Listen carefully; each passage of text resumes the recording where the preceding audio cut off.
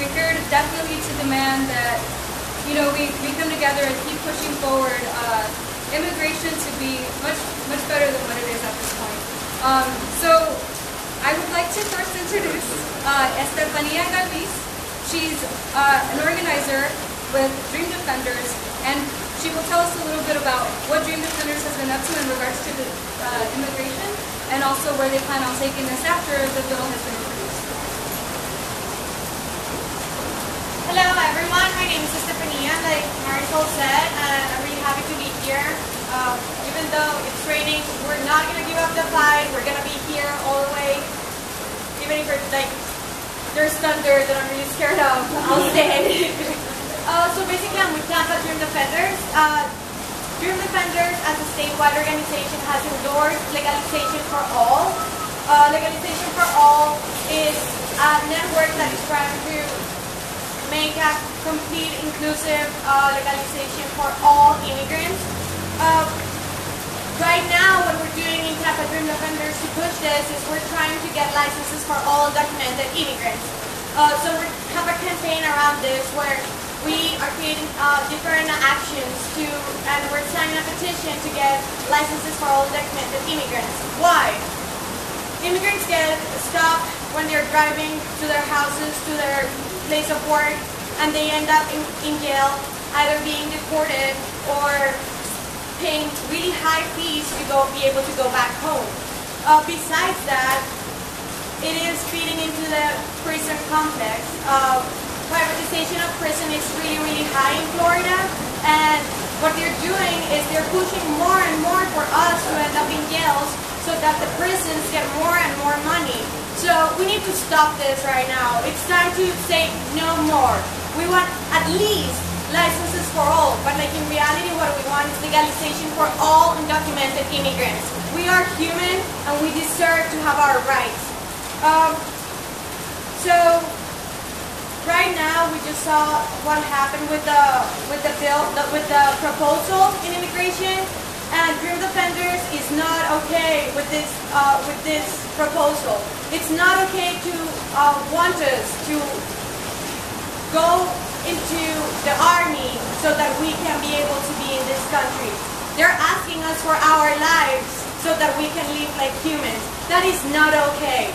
It is not okay that there's going to be more militarization of the border, because people are going to suffer from that, and that is just going to feed into the whole war system that this country works on. It is not okay that we're being punished because this country has decided to come into our countries, destabilize our economies to a place where we have had to come here to be able to survive. We are human, we deserve legalization, and we will not give up the fight. Thank you.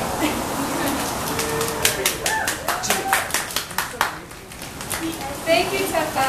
Next, we have Juan Rodriguez, who is going to be speaking on behalf of Florida Immigrant Coalition. They have a lot of things that they have been doing leading up to this event, and they're surely not going to stop after. Hi everyone, I'm Juan Rodriguez. I'm an immigrant from Bogota, Colombia. My whole family came to the United States fleeing a lot of violence that there was in the city at the time, and arrived here to the United States seeking political asylum. Because of the change in regulations after September 11th, the majority of my family was denied asylum. And so between 2003 and 2008, most of my family members were forced to leave.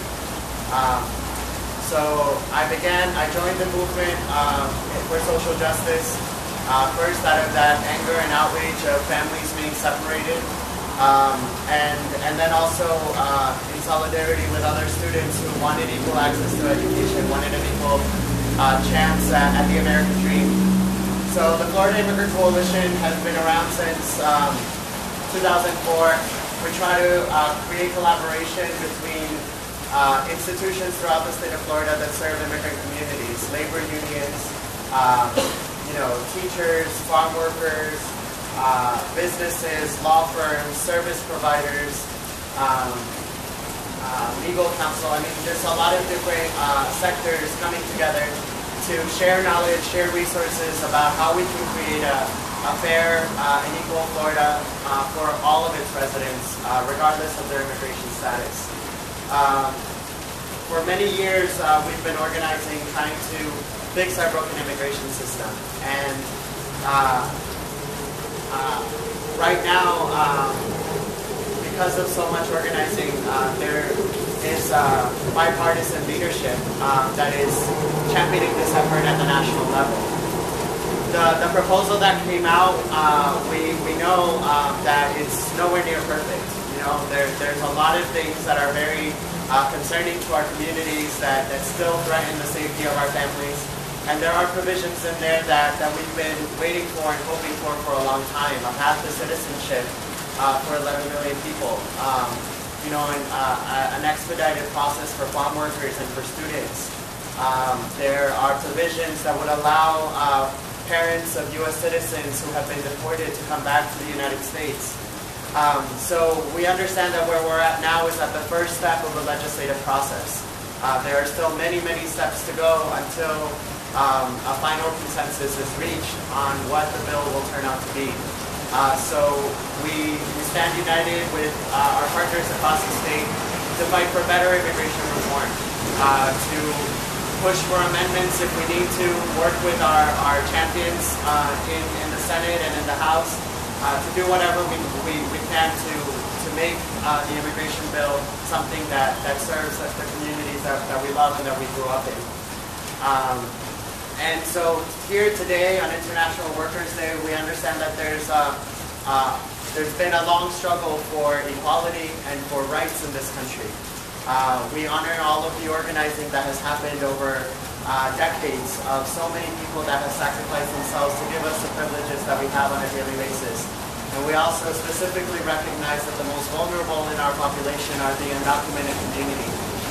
So we will do an activity later on where we'll look at what are some of those rights and privileges that we've gained in this country, but that have still been limited to only some sectors of our population. And what can we do as a community to support each other in gaining full federal equality for everyone?